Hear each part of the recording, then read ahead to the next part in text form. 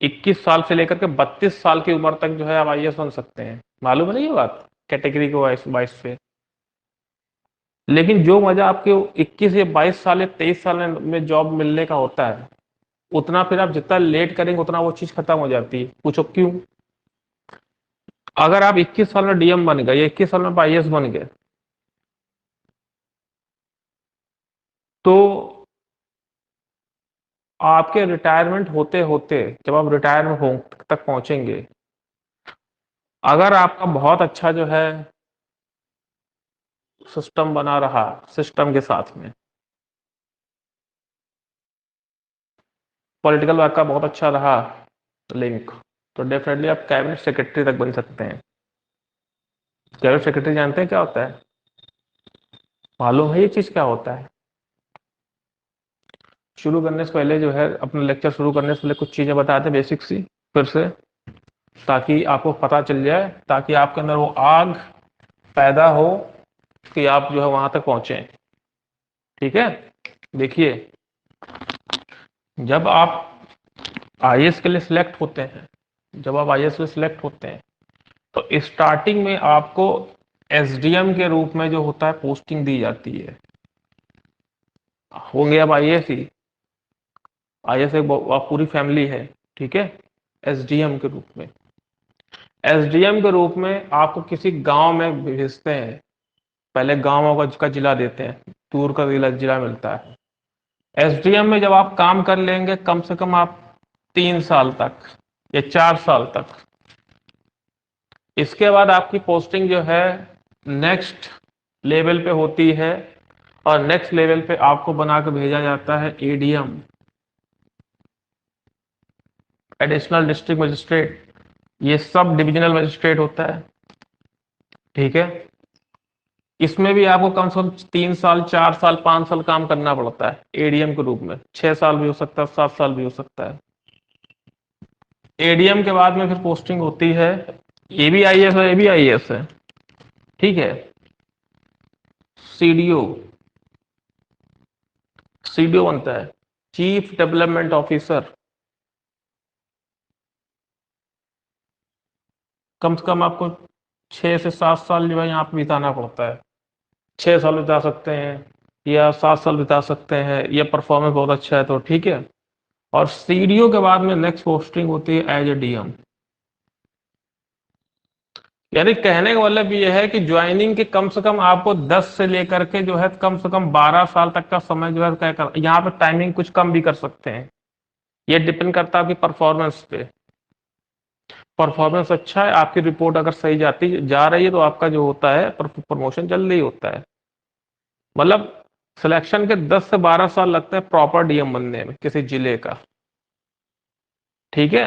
और जब आप डीएम बन जाएंगे, तो यहाँ से क्या होता है, आपकी चाल यहाँ तक तो यहाँ तक तो बहुत फास्ट तरीके से आपको जो है प्रमोशन, आपको प्रमोट प्रमोट किया जाता है। इसके बाद कछुए की चाल हो जाती है, फिर बहुत धीरे धीरे प्रमोशन होता है, बहुत धीरे धीरे होते हैं, बहुत धीरे धीरे। एक गलती आपको डिमोट कर सकती है, एक गलती आपको प्रमोट कर सकती है। ये होता है खेल डीएम बनने के बाद। डीएम के बाद में पोस्टिंग फिर कहाँ पे की जाती है? नेक्स्ट पोस्टिंग की जाती है बेटा, जो होता है आपकी, जो होती है कमिश्नर के रूप में।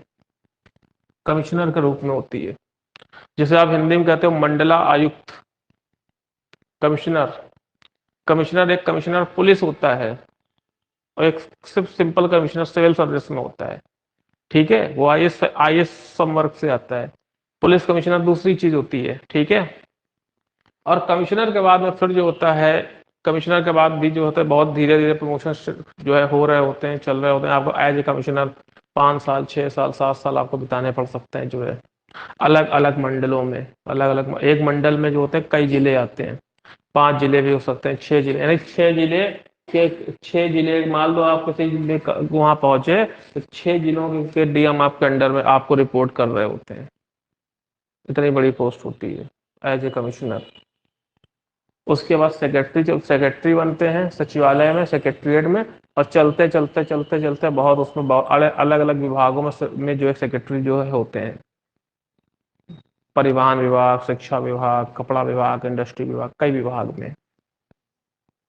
और आखिरी में जब पहुंचता जाता है तो लास्ट पोस्टिंग जो उसकी होती है, जिसको जो हर एक आईएएस अधिकारी का सपना होता है बनना, उसे कहा जाता है चीफ सेक्रेटरी। चीफ सेक्रेटरी, मुख्य सचिव। और चीफ मिनिस्टर का लेफ्ट हैंड होता है। बिना इसकी सलाह के चीफ मिनिस्टर किसी प्रकार का एक्शन रिएक्शन नहीं करते हैं, याद रखिए। सोचिए कि तो इसके नीचे सारे आते हैं, यानी मान लो यूपी का चीफ सेक्रेटरी है मुख्य सचिव अवनीश कुमार अवस्थी, इनके अंडर में सारे अधिकारी आते हैं, सारे अधिकारी। ये सब आईएएस शुरू शुरू यहाँ से हुआ था। यहाँ पहुंचते पहुंचते उम्र जो होती है 58 ईयर्स तक हो चुकी होती है, 58 साल तक हो चुकी होती है। और जरूरी नहीं कि हर आईएएस यहाँ पहुंचेगा ही।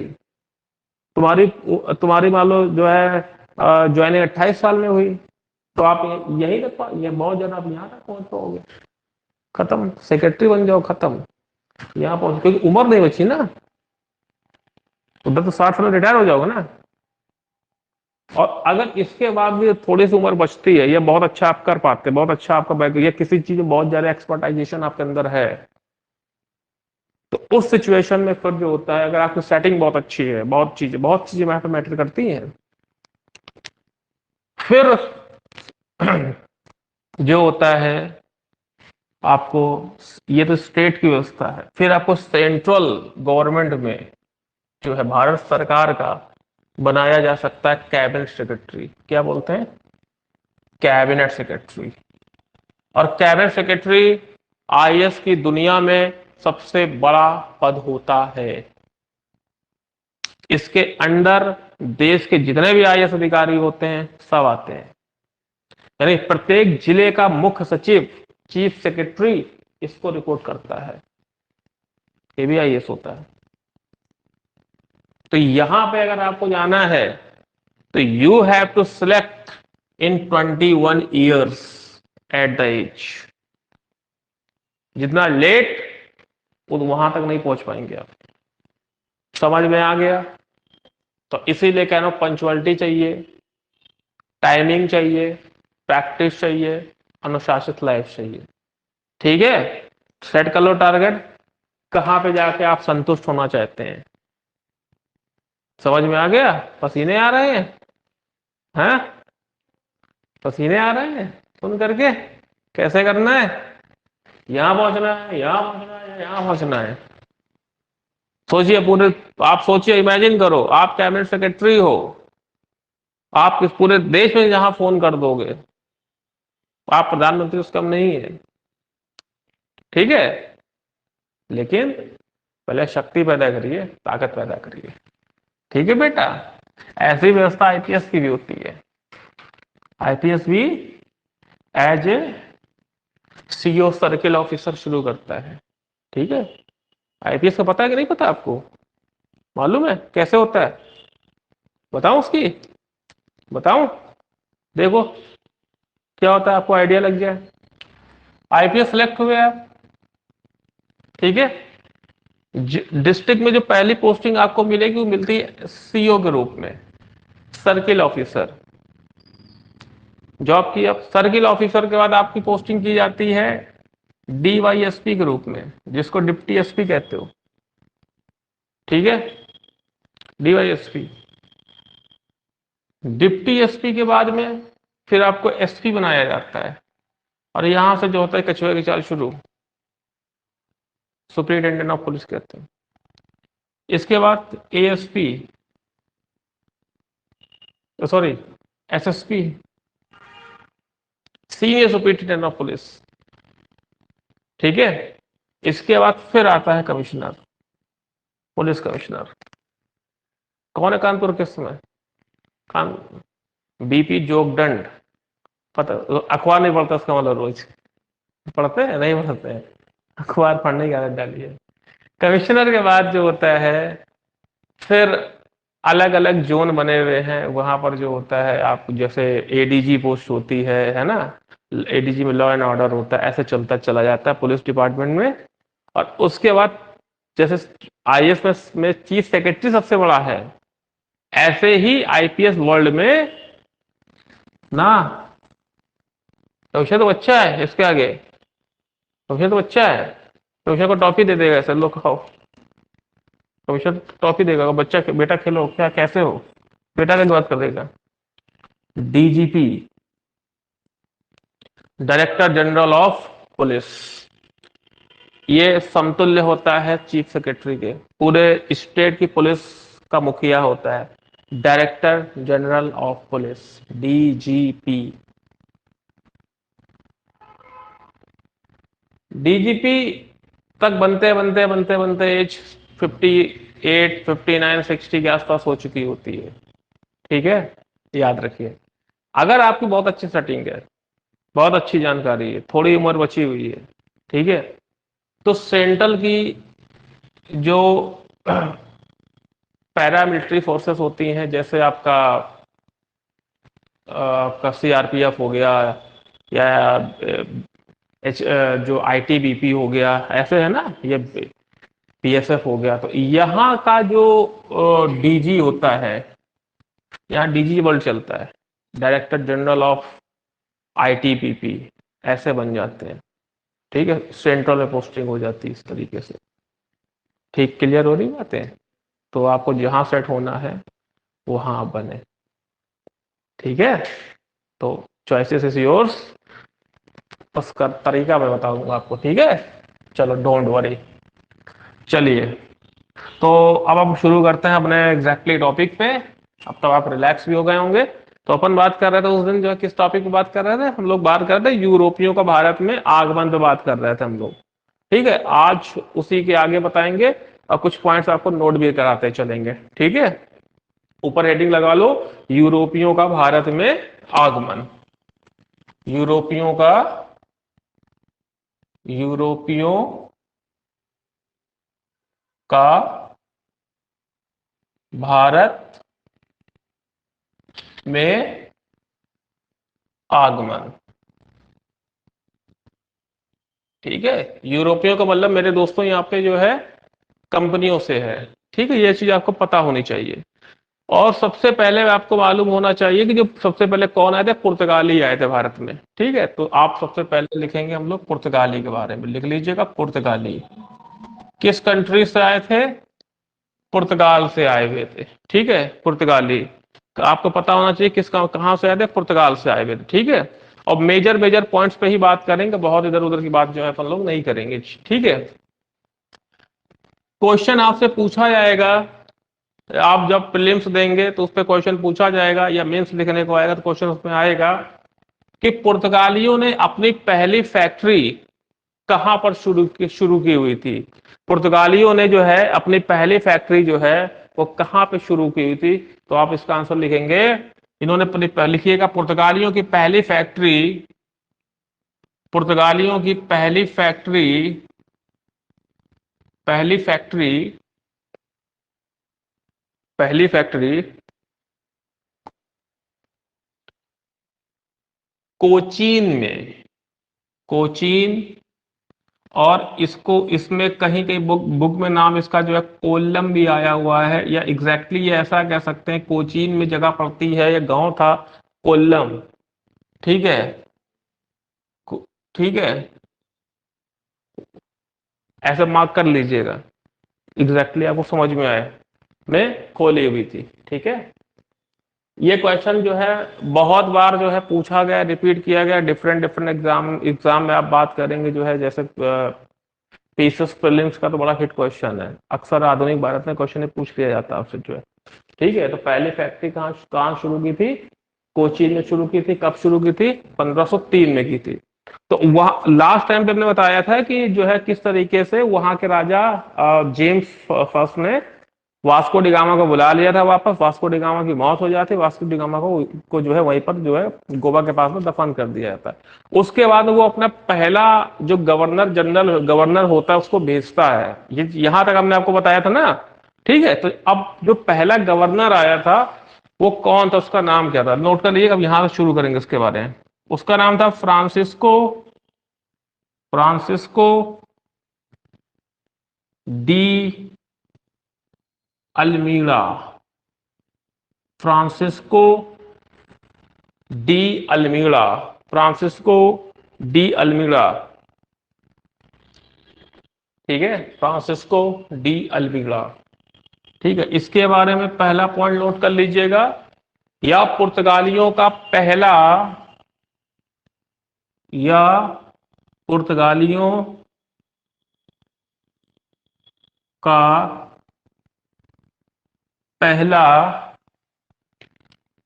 गवर्नर था, पहला गवर्नर था, पुर्तगालियों का पहला गवर्नर था। क्वेश्चन आपसे पूछा जाए कि निम्नलिखित में से पुर्तगालियों का पहला गवर्नर कौन बना, तो आपका आंसर होगा फ्रांसिस्को डी अल्मीड़ा, ठीक है, याद रखिएगा। इसने क्या किया था, इसने एक पॉलिसी चलाई थी, वो पॉलिसी बहुत पूछी जाती, वो पॉलिसी बहुत ज्यादा इंपॉर्टेंट है, ठीक है, नोट कर लीजिएगा। इसने ब्लू वाटर, इसने blue water, blue water policy, इसने blue water policy, blue water policy शुरू की थी, ब्लू वाटर पॉलिसी शुरू की थी, मैं बता रहा हूं, ब्लू वाटर पॉलिसी शुरू की थी।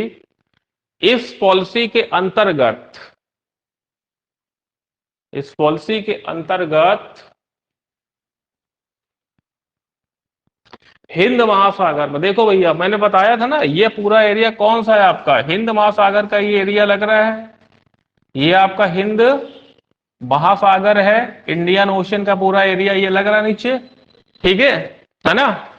इधर इधर तुम्हारा जो है पड़ जाता है तुम्हारा अफ्रीका, यहां से घूम करके ऊपर जाएगा, यूरोप तुम्हारा इधर पड़ रहा है ना, तो ऐसे टर्न करके जाएगा पूरा, ठीक है। और आपको हमने बताया था कि केरल, साउथ अफ्रीका का एक कोना छूता हिंद महासागर को, और केरल का एक कोना छूता हिंद महासागर, और बीचों बीच पड़ा है तुम्हारा हिंद महासागर। एक जो है तट छू रहा है केरल को, एक तट छू रहा है तुम्हारा किसको, साउथ अफ्रीका को, ठीक है। तो केरल के रास्ते जो है आपके आपके अफ्रीका के रास्ते से यूरोप में, पुर्तगाल में अपना माल जो है ये भिजवाते थे जो है, ठीक है। तो लिखिएगा, इस पॉलिसी के अंतर्गत, इस पॉलिसी के अंतर्गत हिंद महासागर में, हिंद महासागर में, हिंद महासागर में अपना एकाधिकार स्थापित करना चाहते थे, अपना एकाधिकार स्थापित करना चाहते थे, ठीक है, अपना एकाधिकार स्थापित करना चाहते थे, है ना। तो ये ब्लू वाटर पॉलिसी थी बेटा, ब्लू मतलब नीला पानी, ठीक है, पूरा का पूरा हिंद महासागर इन्हीं का कर। अब इसमें एक इंटरेस्टिंग सी आपकी कहानी बताते हैं। ब्लू वाटर, इसका मतलब दिमाग क्या था बंदे का, फ्रांसिस्को दी अल्मीड़ा का। अल्मीड़ा जब आया 1503 में जो है गवर्नर बन करके, मतलब पूरे यहाँ के व्यापार का मालिक बन करके, तो इसने क्या किया कि जो है यूरोपियों से बोला, मतलब बोला कि जिसको माल चाहिए हमसे आकर ले जाओ, ठीक है। अब लोग माल लेने यहाँ पर आ रहे हैं, यहाँ पे जहाज खड़े हैं, ठीक है। तो ये लोगों से बोलता था जो भी जहाज में कि देखो माल तो हम तुम्हें जो है दे रहे हैं, लेकिन समुद्र में जो है डाकू भी होते हैं ना, पायरेट्स भी तो होते हैं, उनसे सुरक्षा करने की जिम्मेदारी मेरी नहीं है। माल तुम्हारे लुट जाए तुम जानना, तुम्हारा काम जाने। तो अपनी टेंशन, और आपको जान के आश्चर्य होगा कि ये इसी का षड्यंत्र था, कि इसी के डाकू थे वो, मतलब ये डबल क्रॉस करता था। तो कहते थे भैया क्या करें, अब तो माल ले जा रहे, क्या कर, कहा भैया उनसे सुरक्षा करवानी तुम्हें, हमें तो इतना % कमीशन हमें दे दो, तो हम अपने सैनिक से भेजते रहे जो है। और सीधे उनको फोन कर देता था कि हाँ भैया ठीक है, कोई इस जहाज को से कुछ नहीं बोलना है। जो कहता ठीक है हम नहीं देंगे, हम अपने अपने जो है मर्जी से ले जाएंगे, कहा ठीक है, तो उसको बता देना भैया इसको लूट लो। मतलब ऐसा समझो कि आप किसी जो है ज्वेलर्स के पास में गए, कुछ आपने एक रिंग खरीदी और ज्वेलर्स ही आपको रास्ते में लुटवा दे आगे, तो इधर से भी पैसा कमाया, माल उसके बाद वापस आ गया। तो इससे होने क्या लगा, उस पूरे के पूरे एरिया में पुर्तगाली कंपनियों का एकाधिकार छा गया। इसी को का नाम था ब्लू वाटर पॉलिसी, यानी और उस एरिया में कोई दूसरा बंदा कोई व्यापार नहीं कर सकता, करोगे तो जो है मारे जाओगे। This policy was known as blue water policy. ठीक है, introduced by Francisco de Almeida. बड़ा क्वेश्चन जो है जनरल क्वेश्चन है, पूछा जाता है जो है। ठीक है, तो बहुत लंबा काम इसने नहीं किया। इसके बाद में जो है जो नेक्स्ट इनका गवर्नर जो आता है उसका नाम होता है अल्बुकर्क। ठीक है, अगला डाल लीजिएगा अल्बुकर्क के बारे में जो है। ठीक है, उसका नाम था Alfonso de de Albuquerque. Alfonso de Albuquerque. ठीक है, अल्फांसो डी अल्बुकर्क। ठीक है, अल्फांसो डी अल्बुकर्क। ठीक है बेटा, अल्फांसो डी अल्बुकर्क। इन्होंने भैया कौन कौन से आकर के काम किए यहां पर आकर के, भारत में आकर के, याद रखिएगा, इसे पुर्तगाली शक्ति का वास्तविक जनक माना जाता है। क्वेश्चन पूछा जाता है, नोट कर लीजिएगा, लिख लीजिएगा, पुर्तगाली शक्ति का मतलब भारत में शक्ति का वास्तविक जनक माना जाता है। वास्तविक जनक माना जाता है पुर्तगाली शक्ति का, भारत में वास्तविक जनक जो है इसको जो है माना जाता है जो है। ठीक है, इस चीज को याद रखें, है ना। वास्तविक जनक बेटा क्यों बोला जाएगा, क्योंकि इसका कार्यकाल लंबा है, इसकी थिंकिंग लंबी है, इसकी अप्रोच लंबी थी जो है। मतलब इसमें कई लेवल पर इसमें काम करना जो है शुरू किया, कि जिस प्रकार से भारत में पुर्तगाली शक्ति जो है हमेशा हमेशा के लिए जो बस जाए। और परिणाम बेटा यही निकला था कि सबसे पहले पुर्तगाली आए और सबसे बाद में ही वो गए यहां से। भारत सरकार को बड़ा लंबा अभियान चलाना पड़ गया था पुर्तगालियों को हटाने के लिए यहां से। ये सारा का सारा किया धरा अल्फांसो डी अल्बुकर्क का ही था। ठीक है, दूसरा पॉइंट लिखिएगा, इसने इसने इसने पुर्तगाली सेना में भारतीयों की भर्ती शुरू की। पुर्तगाली सेना में भारतीयों की भर्ती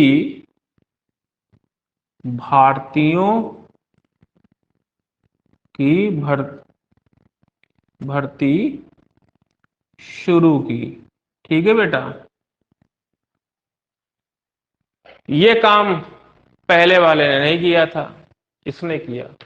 तभी तो मैंने आपको बताया था ना पहले वाली क्लास में, पहले ये 3G पे काम कर रहे थे, फिर ये 4G पे काम करने लगे, बताया था मैंने ना। अब आप सोचो कि अब भारत जब वहां से जो है पुर्तगाली से, अब देखो हो है क्या, इन्होंने क्या किया, पुर्तगाल के क्या बोला जा रहा है कि पुर्तगाली जो सेना, मतलब सेना कौन सी है, पुर्तगाली बना रखी इन्होंने जो है। किस लिए बना रखी है, किसी से लड़ाई करने के लिए? बिल्कुल नहीं। इन्होंने इसलिए सेना बना रखी है कि हमारे बिजनेस पे कोई हमला, मैंने बताया ना भाई ब्लू वाटर पॉलिसी चल रही है, तो ये हमारे बिजनेस पे किसी का जो है कोई इंटरफेयर ना हो, कोई कुछ ना करे, हम यहाँ भी कैप्चर कर लें वहां भी कैप्चर कर लें, इसके लिए सेना चाहिए होती है, स्थायी सेना चाहिए होती है, फौज चाहिए होती है। तो भारतीयों की जो है उसमें क्या करने लगे, ये भर्ती करने लगे। लेकिन इनके ऊपर जो अधिकारी होता था वो पुर्तगाली ही होता था। ठीक है, और क्या करने क्या लगे, इन्होंने जो है भारतीय जो है लड़कियों को उसके साथ में जो है उनको जो है जाल में फंसाया और शादियां कराना जो है शुरू कर दिया। इसीलिए क्या है कि जो गोवा है, गोवा का जो कल्चर है वो आपको पुर्तगीज कल्चर ही देखने को मिलेगा। वहां पर जो है पूरी तरीके से वेस्टर्न कल्चर, विदेशी कल्चर आपको देखने को जो है वहां पे आपको मिलेगा जो है। नेक्स्ट पॉइंट बेटा नोट कर लीजिएगा। ठीक है, एक काम इसने और भी ठीक कर दिया था जो है, नोट कर लीजिएगा, जो है अपने क्षेत्र में सती प्रथा पर रोक लगाई, सती प्रथा पर रोक लगाई। ठीक है, अपने एरिया में, ना कि पूरे भारत में। पूरे भारत में नहीं, पूरे भारत में जो ऑफिशियल तरीके से रोक लगाई थी वो गवर्नर जनरल था Lord William Bentinck. Lord William Bentinck जो थे राजा राम मोहन रॉय साहब थे, उनके कहने पर जो है उन्होंने जो है पूरे देश में मतलब जो है उन्होंने रोक लगकर उस पर कानून बनाया था लॉर्ड विलियम बेंटिंग ने। लेकिन वो कहानी अलग है, वो चीज अलग है। अपने क्षेत्र पे सती प्रथा जो थी, सती सिस्टम था, उस पर रोक लगा दी थी। अच्छा सोचो रोक क्यों लगाई होगी इसने जो है, इसको क्या बेनिफिट था? यार सोचने की बात है, ऐसा क्यों किया होगा इसने सती प्रथा पे? पहले तो आपको पता होना चाहिए सती सिस्टम होता क्या है। क्या पता है? व्हाट इज सती सिस्टम, बताइए।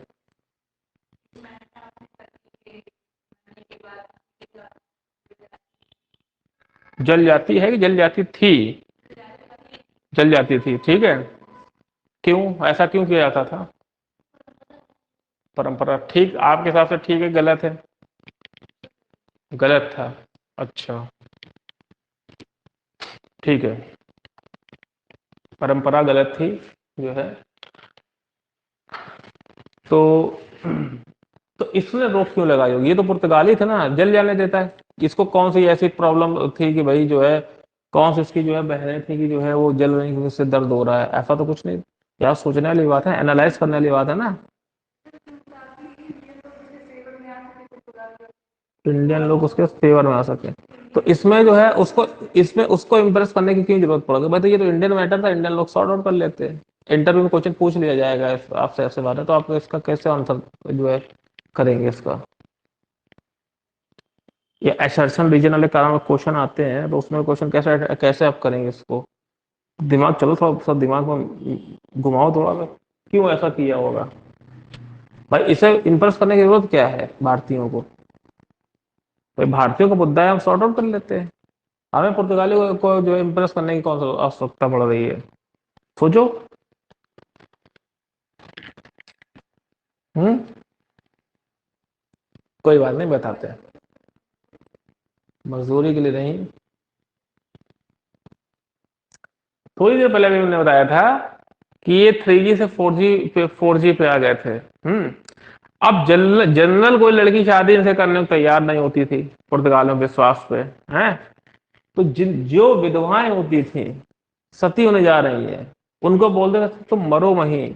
तो लोग कहते थे अगर ये मरेंगी नहीं, जलेंगी नहीं, सती नहीं होंगी, तो इनका पालन पोषण कौन करेगा? कहा हम करेंगे, हमारे युवकों के साथ में शादियां करें। तो अब मरने से अच्छा ये है कि किसी से शादी करके जो है अपना आश्रय आश्रय करो। मरना बेटर है कि जीवन बेटर? जीवन बेटर है, जीवन बेटर है। तो इन्होंने सती सिस्टम रोका और उन महिलाओं के साथ में शादियां करना शुरू किया। उन्हीं से जो है इंप्रेस होकर के बाकी लोगों ने जो भी ऐसा काम करना जो है शुरू किया। समझ में आ गई बात है? वरना और कोई लॉजिक नहीं, it was totally political, political issue था पूरी तरीके से जो है।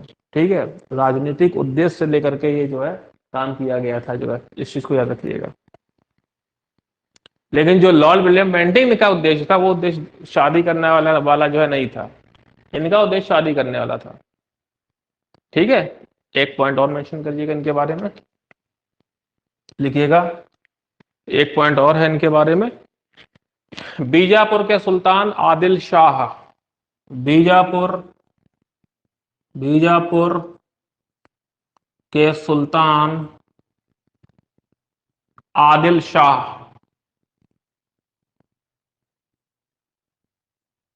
बीजापुर के सुल्तान आदिल शाह से इन्होंने, आदिल शाह से इन्होंने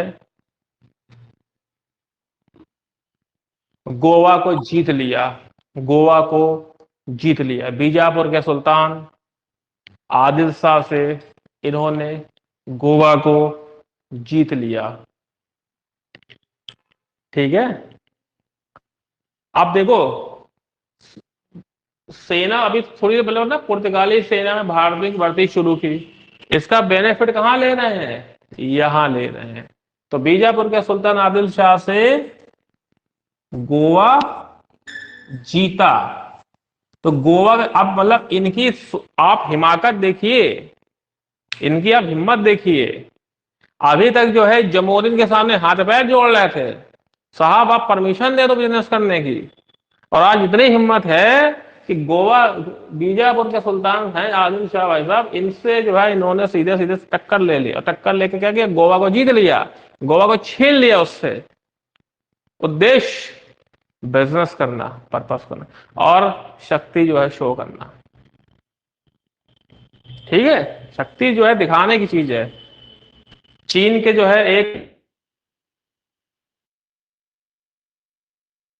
उनका नाम था माओ से तुंग। माओ से तुंग कहते थे सत्ता जो होती है भरी हुई बंदूक की तरीके से होती है, सत्ता को संभालना मुश्किल होता है? जब आप भी कुछ बन जाओ, कलेक्टर डॉक्टर बन जाओगे ना, तो आप से भी सत्ता जल्दी संभलती नहीं है, पावर दिखने लगती है? चार पांच गाड़ी आगे आगे पीछे पे पे करते हुए चल रही हैं, वो पावर जो है देखने की चीज होती है। ठीक है, तो सुल्तान से इन्होंने गोवा को जो है छीन लिया था।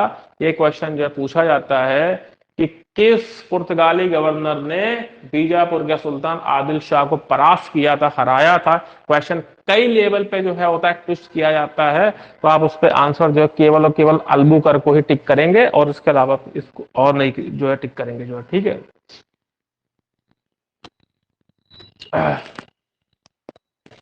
भारत में एक आम की प्रजाति आपने सुनी होगी, जो कि बेसिकली गोवा महाराष्ट्र साइड में देखने को मिलती ज्यादा है, और उसको बोलते हैं अल्फांसो आम।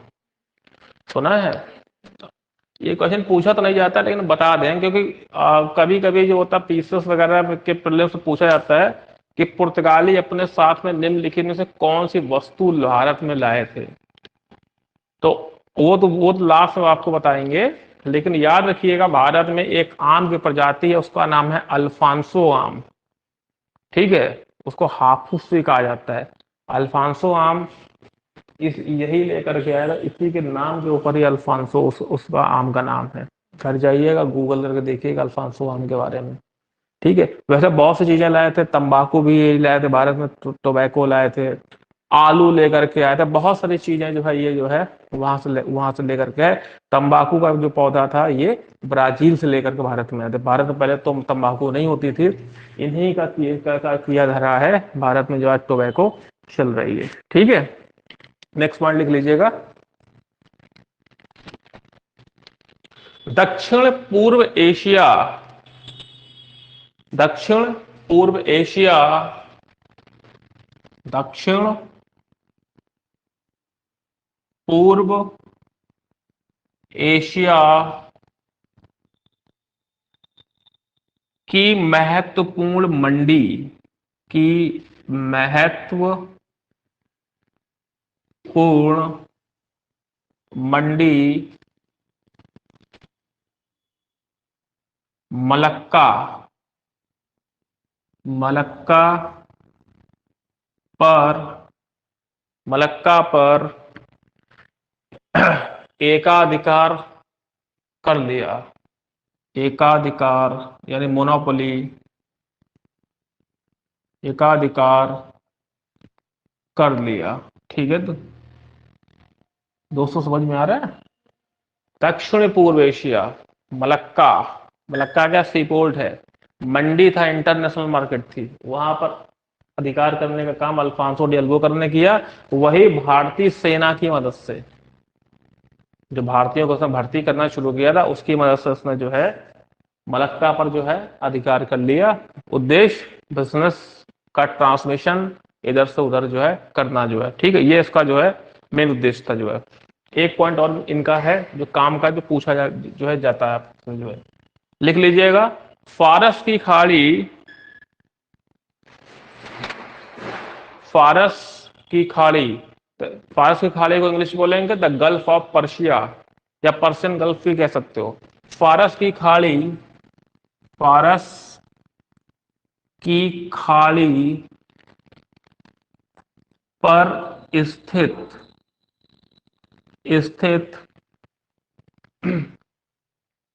स्थित हरमुज, ये नाम याद रखिएगा, हरमुज बंदरगाह पर, हरमुज बंदरगाह पर अधिकार किया।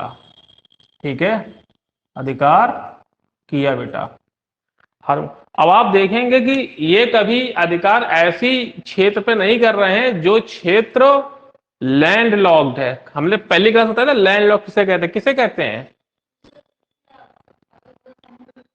अगल बगल चारों तरफ समुद्र ही ना हो, मतलब ऐसी जगह जिसकी सीमा समुद्र से छूती ना हो, ठीक है, उसे कहते हैं लैंड लॉक्ड। तो ये किसी भी लैंड लॉक्ड चीज को जो है नहीं छू रहे हैं। ये किसको किसको टच कर रहे हैं? जो समुद्र के किनारे स्थित है। भारत के मैप पे आप देखेंगे जो एरिया समुद्र के किनारे पे होगा उसको जो है ये जो है टच करेंगे। गल्फ ऑफ पर्शिया यहाँ नहीं है, ठीक है, बट वहां देखने को आपको मिलेगी। तो आप देखेंगे उसी के किनारे पे हरमुज नाम का एक बंदरगाह था, एक सी पोर्ट था, उसको इन्होंने जो है उस पर एक अधिकार कर लिया। एटलस बाद में निकाल देना, ठीक है। उसको उस पे जो है इन्होंने जो है काम करना शुरू किया अधिक, और उद्देश्य सिर्फ और सिर्फ क्या करना, क्या करना उद्देश्य? व्यापार करना। ठीक है, याद रखिएगा। यहां पर आपसे ये पूछा जाएगा कि फ्रांसिस्को डी अल्बुकर्क ने जहां जहां पर भी हमला करके जो है किया उसका जो है डेट क्या है, उसकी क्रोनोलॉजी क्या है, यानी गोवा पे कब किया, मलक्का पे कब किया, और आपको हरमुज पे कब किया। वो क्वेश्चन आपसे जो पूछा जाता है या मैच करने को बोलेगा या असर्शन रीजन में आएगा, ये जब आप नोट आप लिखेंगे उसका आंसर, तब भी जो है क्वेश्चन आपसे जो बनेगा उसकी क्रोनोलॉजी नोट कर लीजिएगा, किस टाइम पे किया। लिखिएगा गोवा पे अधिकार कब किया है, गोवा पे अधिकार, गोवा पे अधिकार जो है कब किया, उसके बाद में मलक्का पे कब किया, और उसके बाद में हरमुज पर इन्होंने अधिकार कब कब किया है, इसके बारे में बात करेंगे। ठीक है, इन्होंने किया है 1510 में, 1511 में और 1515 में। ठीक है, इस पे इन्होंने अधिकार कर लिया है। ठीक है, 1510 में, 1511 में, 1555 में। ठीक है, ये आपसे पूछा जाएगा कि ये इनकी क्रोनोलॉजी है, किस क्रम में इसने अधिकार किया हुआ है। ठीक है, तो आपने अल्फांसो डी अल्बुकर्क के बारे में क्या क्या पढ़ा? आपने पढ़ा इसमें कि इसे भारत में पुर्तगाली शक्ति का वास्तविक जनक माना जाता है, क्योंकि बहुत ही सिस्टमैटिक तरीके से इसने काम, जब भी वास्तविक शब्द लगेगा तो इसका मतलब वो बंदा सिस्टम से काम कर रहा होगा। दूसरा आपने पढ़ा इसने जो है पुर्तगाली सेना बनाई जिसमें भारतीय सैनिकों की भर्ती करना जो है शुरू कर दिया। फिर आपने पढ़ा कि इसने जो है सती प्रथा पे जो है रोक लगाई, जिसका उद्देश्य क्या था कि जो इसकी जो है शादी करना जो है, ठीक है, ताकि ये जो है पुर्तगाली जनसंख्या को बढ़ाना जो है शुरू कर दे। और जब भी वैवाहिक रिलेशन हो जाएंगे, याद रखिएगा किसी से भी तो वैवाहिक रिलेशन हो जाएंगे तो कभी भी आप उसके खिलाफ नहीं जा सकते हैं। यही पॉलिसी बेटा मुगलों ने भी अपनाई थी, अकबर की भी राजपूतों के साथ शादी करने का उद्देश्य यही था, क्योंकि आप देखेंगे कि मुगल का जब आप पढ़ोगे मुगल काल में तो उनको सबसे बड़ा खतरा राजपूतों से था, तो क्या कर दिया, शादी कर दी। यही हाल इसने किया कि जब हम सती प्रथा में क्या करेंगे, महिलाओं से शादी कर लेंगे तो उनके घर वाले क्या करेंगे, तन मन धन से जुड़ जाएंगे, तो हमारे खिलाफ बगावत करने की सोचेंगे नहीं, और उनके भी तो कई रिश्तेदार हैं, तो लड़ने का सोचेंगे, सोचना ही नहीं है। ठीक, क्लियर हो रही बात है। और आपने पढ़ा कि किस तरीके से इसने क्या किया है, 1510 में क्या किया है, बीजापुर के सुल्तान थे जिनका नाम था आदिल शाह, आदिल शाह पे हमला करते हैं और 1510 में गोवा इनके कब्जे में आ जाता है। उसके बाद क्या करते हैं, 1511 में क्या करते हैं, क्या क्या होता है, दक्षिण पूर्व एशिया का जो मलक्का बंदरगाह है उस पर हमला करेगा और उसको भी अपने कब्जे में कर लेगा। उसके बाद क्या करता है, 1515 में जो है फारस की खाड़ी है, फारस की खाड़ी में जो हरमूज नाम का बंदरगाह होता है, उस बंदरगाह को क्या करेगा, इसे अपने कब्जे में कर लेता है। ठीक है, एक लास्ट पॉइंट इनका और बचा हुआ है, वो क्वेश्चन नोट कर लीजिए आप जो है। ठीक है, लिखिएगा। अब इसने गोवा को सांस्कृतिक और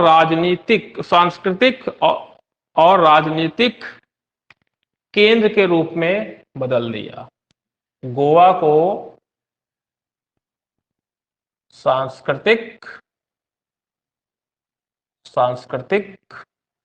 व राजनीतिक दृष्टिकोण से बदल दिया। ठीक है, इसीलिए गोवा जो है एक टूरिस्ट स्पॉट है। ठीक है, टूरिस्ट स्पॉट है। आज भी जो है भारत सरकार की सोर्स ऑफ इनकम वहां से बहुत ज्यादा होती है। ठीक है, यहां पे कुछ पूछना हो बताओ, नहीं पूछना है? ठीक है, तो चलो अगले गवर्नर के बारे में पढ़ लेते हैं। अगला गवर्नर जो आता है उसका नाम होता है नीनो डी कुन्हा।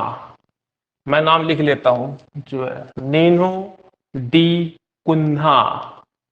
ठीक है, नेक्स्ट गवर्नर है इनके Nuno da Cunha. Nuno da Cunha, ये जो है अगले गवर्नर जो है होते हैं। कुछ काम इनके हैं। ठीक है, देखिए किसी का नाम इंपॉर्टेंट नहीं है, इंपॉर्टेंट उसका काम होता है। क्यों इनको हम पढ़ रहे हैं? इन्होंने ऐसा कुछ किया था। ठीक है ना? किसी का जन्म लेना इंपॉर्टेंट नहीं है, जब कर्म इंपॉर्टेंट हो जाता है तो उसका जन्म और फिर मरण उसका याद रखना पड़ेगा। ठीक है ना?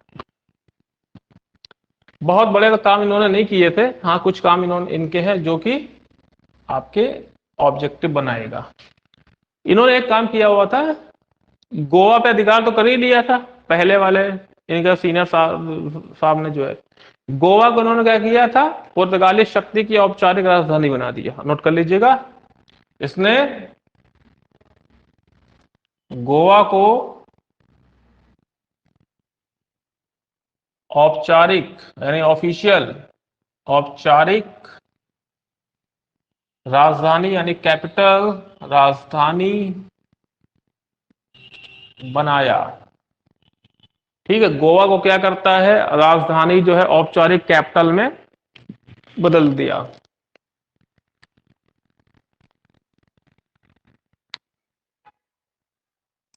ठीक है, एक काम और किया है, लिखिएगा। इसने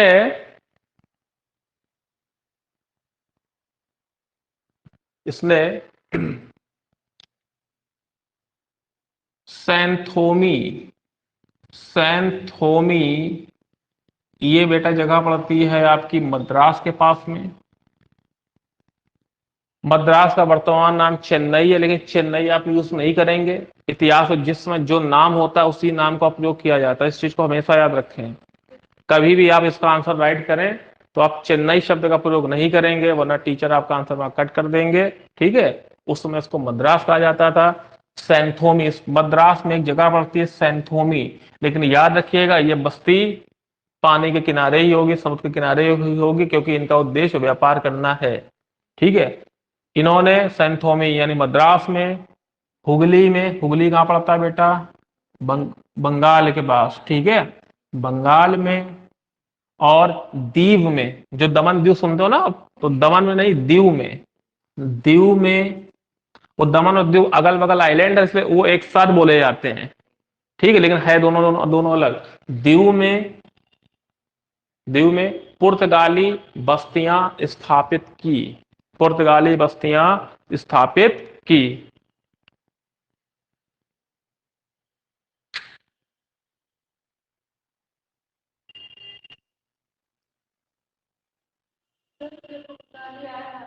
हाँ, क्या कह रहे बेटा? उत्तर भारत में मुगलों का शासन था उस समय, जहांगीर वगैरह थे उस टाइम पे।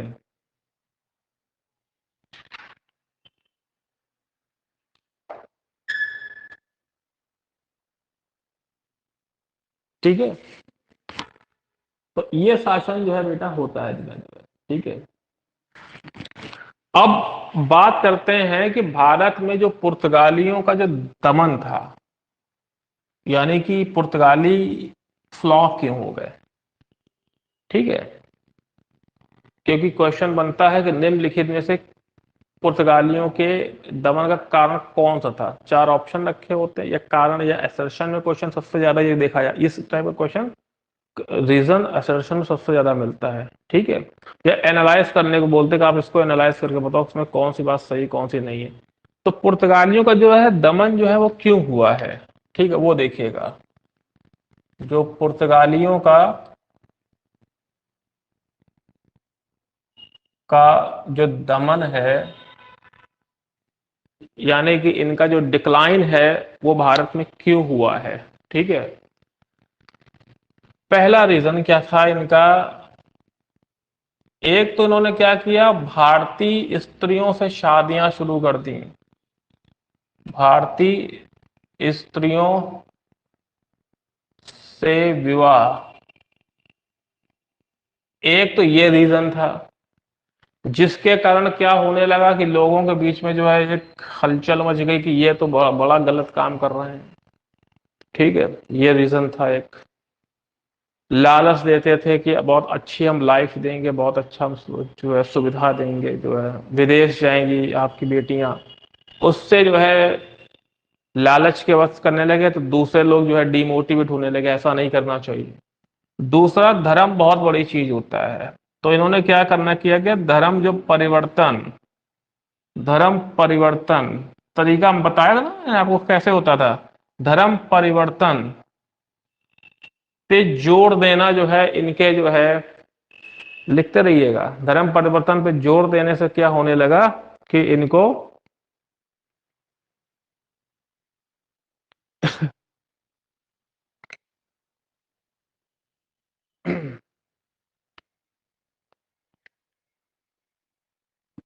और याद रखिए कि धर्म इतनी बड़ी बेटा चीज होता है कि 1857 की क्रांति का जो रीजन था ना, वो चर्बी लगे कारतूस के कारण ही था, ताकि हिंदू और मुस्लिम सोचे तो हमारा धर्म भ्रष्ट ना हो जाए। नहीं, वो मैं रीजन बहुत से थे, लेकिन तत्काल जो कारण बना था उसी कारण में वो था। उसके रीजन तो बहुत सारे थे, जब वहां पे चर्चा करेंगे, जब पहुंचेंगे अभी 100 साल बाद पहुंचेंगे, प्लासी के युद्ध से ठीक 100 साल बाद चलेंगे तो चर्चा करेंगे उसकी पूरा उसका एक सीरीज है। लेकिन जो तुरंत आग लगा दे चिंगारी में, वो ओरिजिन यही था उस समय का। तो आप धर्म को हल्के में ना लें। सबसे बड़ा रीजन तो ये तो खैर तब भी चल रहा था, इतना बड़ा इश्यू इनके लिए नहीं था। प्रॉब्लम ये आ गई कि जब डच इंडिया में आ गए, एंट्री मार गए, उससे इनको जो है सैन्य चुनौतियां मिलना शुरू हो गया। लिख लीजिएगा, डचों का प्रवेश हुआ, सैन्य चुनौतियां, ठीक है। डचों ने भारत में प्रवेश किया और उसके बाद क्या होने लगा, जब प्रवेश करना शुरू कर देते हैं तो इनसे जो है जगह जगह युद्ध होना शुरू हो गए, लड़ाई होना शुरू हो गई, और इनका जो है यहाँ से मौर्य विस्तार गायब होना जो शुरू हो जाता है। अब खैर इन्होंने काफी अच्छे स्तर पर काम कर भी लिया था, इन्होंने पैसे कमा लिए थे, इन्होंने अलग अलग जगह ब्राजील वगैरह पर भी काफी अधिकार कर रखा था। तो अब इनको इतना ज्यादा दुख भी नहीं था कि हम जाएं या ना जाएं यहाँ से, ऐसा कोई इशू नहीं था। तो जब डच आ गए, वो थोड़े और एडवांस वर्जन के थे, युद्ध होने से इनको जो है यहाँ से जो है भगा दिया जाता है जो है डच। अब जो हमने अभी बताया था थोड़ी देर पहले कि आपसे क्वेश्चन बनता है कि डचों का पुर्तगालियों का भारत में कंट्रीब्यूशन क्या था, क्या लेकर के आए थे यहाँ से,